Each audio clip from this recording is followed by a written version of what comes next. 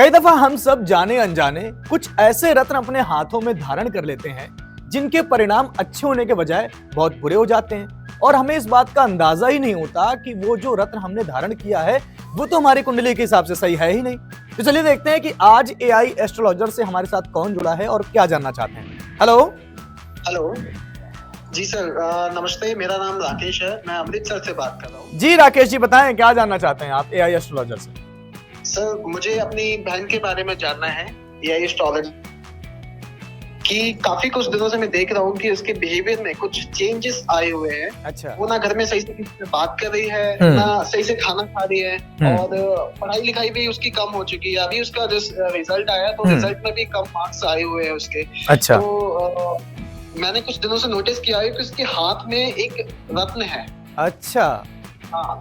तो मैंने जब उससे पूछा कि वो रत्न कहाँ से आया तो उसने बताया कि उसके कॉलेज के फ्रेंड्स थे, वो एक पंडित जी के पास ले गए। अच्छा।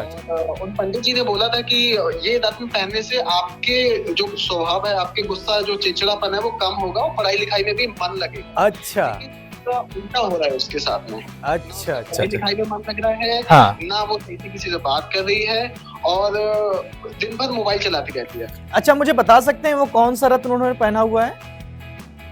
सर, उसने मोती धारण किया हुआ है। ओके, तो एक काम करते हैं राकेश जी, हम एआई एस्ट्रोलॉजर से आपकी सिस्टर की डिटेल्स यहाँ पर फिल कर लेते हैं और मैंने उनकी डिटेल्स यहाँ फिल कर ली है और हम देखते हैं कि उनकी कुंडली के हिसाब से एआई एस्ट्रोलॉजर क्या सजेस्ट करता है कि उनको क्या पहनना चाहिए। यहाँ पर पारुल जी की जिंदगी के लगभग 24 हिस्सों के बारे में आ चुका है। वो कुछ भी जानना चाह रही हैं, लेकिन वो इन 24 हिस्सों के बारे में वो एक हिस्सा यहाँ पर जो बहुत सबसे ज्यादा इंपॉर्टेंट है, भाग्यशाली रत्न। तो चलिए इसको हम ओपन करके देखते हैं कि पारुल जी के लिए कौन सा रत्न बना है और उनको कौन सा धारण करना चाहिए।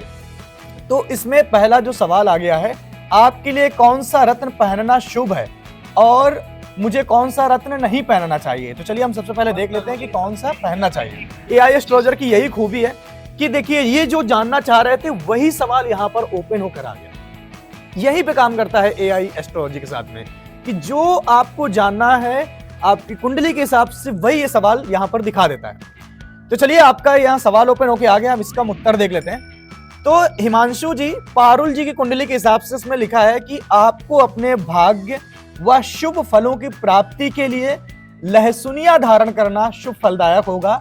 साथ ही आपके लिए कुल 7 नंबर शुभ होगा। दूसरा लिखा है कि आपके लिए पुखराज धारण करना भी शुभ फलदायक होगा और 3 नंबर भी शुभ होगा। तो हिमांशु जी, आपकी सिस्टर पारुल के लिए लहसुनिया और पुखराज, ये 2 रत्न ऐसे हैं जो धारण करने पर उनको शुभ फलदायक होंगे और कोई दूसरा रत्न अगर आप धारण करेंगे तो ये आपकी कुंडली में अच्छे प्रभाव नहीं देंगे, जैसे कि आपकी सिस्टर के साथ हो भी रहा है। हाँ जी, बिल्कुल। उसने मोती जब से धारण किया हुआ है, हाँ, वो स्वभाव उसका बिल्कुल चेंज हो चुका है।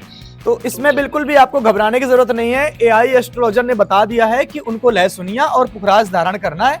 तो आप जितनी जल्दी से जल्दी हो सके वो मोती जो उनके हाथ में है उसको आप निकलवा कर या तो लहसुनिया या तो पुखराज आप धारण करवाएं, फिर देखिएगा उनका बिल्कुल अच्छी तरीके से मन लगेगा और उनकी जिंदगी में बहुत अच्छे बदलाव आएंगे। ठीक है सर, मैं जो आपने रत्न बताए हुए हैं मैं वही उसके लिए पंडित जी से बात करता हूँ। हाँ। उस हाथ में मैं पहना दूंगा। और बहुत बहुत धन्यवाद सर मेरी बहन के बारे में बताने के लिए एआई एस्ट्रोलॉजर मशीन से। थैंक यू सो मच, बहुत बहुत शुक्रिया। और साथ ही साथ जैसे कि पारुल जी के बारे में हमने यहाँ पर देखा, अगर जो लोग इस मशीन को देखते हैं तो वो तो आपको पता ही है कि क्या करना है, और जो लोग मशीन तक नहीं पहुंच पाते हैं उनके लिए सिंपल है, www.aiastrologer.com। इस वेबसाइट पर जाएं और अपनी डिटेल्स वहां पर फिल करें और अपने बारे में सब कुछ जान लें जो कि आपको जानना है। तो पारुल जी के बारे में तो हमने बता दिया, न जाने कितने लोग ऐसे होंगे जो किसी के कहने पर कोई भी रत्न धारण कर लेते होंगे और उनके परिणाम उनकी जिंदगी में बहुत बुरे होते होंगे। तो अब घबराने की जरूरत बिल्कुल भी नहीं है, क्योंकि एआई एस्ट्रोलॉजर सब कुछ जानता है, बस पूछ के देखिए।